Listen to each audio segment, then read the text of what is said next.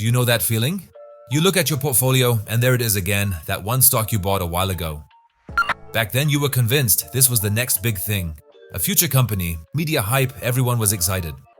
And then, crash. Minus 40%, then minus 60%. And at some point, you don't even want to look anymore. But you still hold it, because somewhere you read, buy and hold always wins, just stay invested. But does it really feel like a win right now? I think we've all had that experience. You enter full of hope, then comes a pullback, and suddenly, buy and hold turns into pray and hold. Let's talk about it.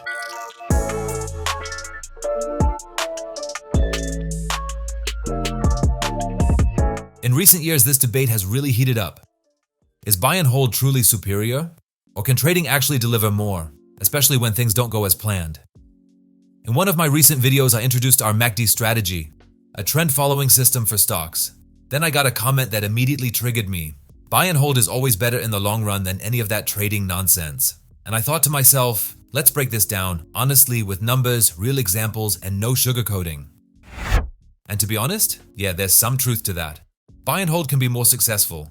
If, and that's a big if, the stock keeps moving up over time. Ideally, it stays close to its all-time high. Because here's what we need to understand. In our stock strategies, we trade real stocks, not leveraged products. And as traders, we're not always invested.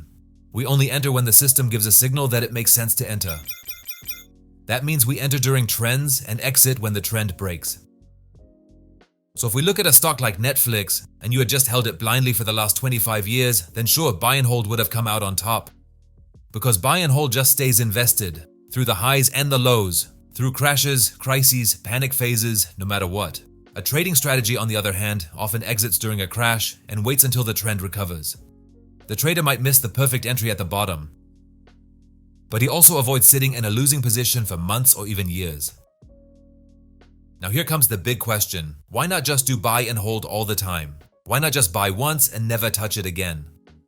The answer is simple, because not every stock keeps going up. And even if it does rise, it's rarely a straight and easy road to the top. Sure, if we look at the so-called Magnificent Seven today, Apple, Microsoft, Amazon, Google, Nvidia, Meta Platforms, and Tesla, then buy and hold looks amazing. But how many stocks didn't make it? And trust me, it's a lot, a whole lot. I could name you thousands of companies, once extremely hyped, their stocks shooting through the roof, and then almost worthless overnight. Here are just a few names you definitely know. Wirecard, a rocket ride until 2018. Then, total collapse. Deutsche Telekom, the biggest hype in the 90s, over 100 euros per share. Today, far from it. Nokia, once the undisputed king of mobile phones, and today, a shadow of its former self. Infineon, boomed during the tech hype, then crashed hard. Yahoo, once the gateway to the internet. Today, a footnote, not even listed anymore. Lehman Brothers, from humble cotton trader to Wall Street legend, and then wiped out in 2008 by risky bets. And there are even more recent examples. Even in the last few years, some stocks performed incredibly well and then corrected sharply. Just to name a few. Meta, formerly Facebook, dropped nearly 80% from its all-time high. Only then did it start to recover. Netflix, down 75%. Tesla, also down 75%. Nvidia, minus 68%. PayPal, minus 83%. Zoom, minus 89%. Snapchat, minus 90%. Block, formerly Square, minus 86%. And Roku, minus 92%. Sure, some of these stocks have recovered, stabilized, or even hit new highs. But some never did.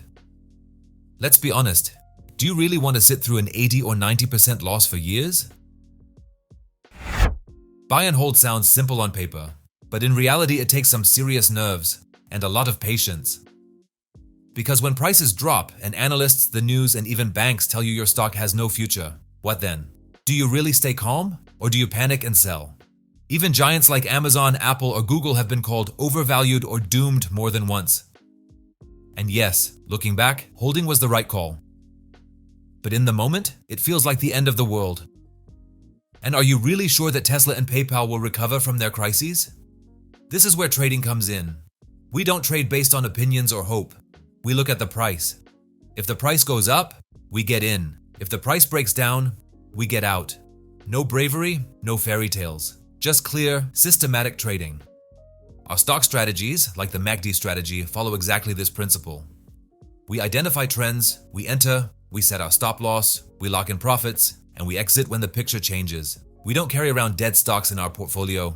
We cut losses, and we let profits run. Sure, when a stock just keeps rising, buy and hold has the edge. But let's be real, that's the exception, not the rule. Our approach goes one step further. We combine the best of both worlds. We filter stocks using both technical and fundamental analysis. We enter automatically. And as soon as it makes sense, we move the stop to break even to protect the position. That means, if the stock takes off, great, we're in. If it turns, no big damage. And all of this runs largely automated through our stock bot. It monitors dozens of stocks, looks for entries, and manages the positions. I personally look for new candidates once a week. The rest is handled by the bot. No stress, no panic, no gut feeling, just systematic trading. If you picked top stocks that just kept going up, then yes, buy and hold would have won. But what about all the other stocks that performed well for a while and then crashed? In those cases, trading had a clear advantage, because buy and hold would have meant disastrous losses, often up to 80 or 90%. Our stockbot builds the perfect bridge between the two. It protects strong stocks early and quickly lets go of those that fail to perform.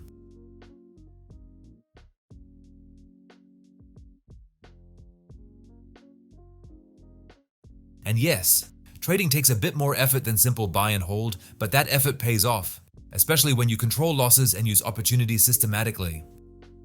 Of course, we don't just trade stocks. We also run CFD strategies using leverage and even pyramiding.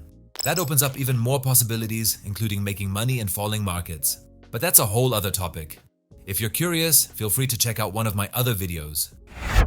My final takeaway for today: buy and hold is a strong strategy as long as prices keep rising. But when the market crashes, you're fully invested and have little room to act. Trading takes a bit more effort, but it gives you active control, especially when you work systematically and manage your risk deliberately. Of course, if we trade without leverage, we can't beat buy and hold mathematically because we're not in the market all the time. But that's not the point of trading. The real focus is on limiting losses and staying flexible. Many long-term investors scale into falling prices hoping for a recovery. But if that recovery never comes, the strategy turns into a trap. It's not the entry that matters, it's the money management. If that resonates with you and you want to learn more about our trading strategies, stock bots, or how to ride the trends the smart way, then subscribe to my channel, leave a like and drop your thoughts in the comments. See you next time and wishing you successful trades.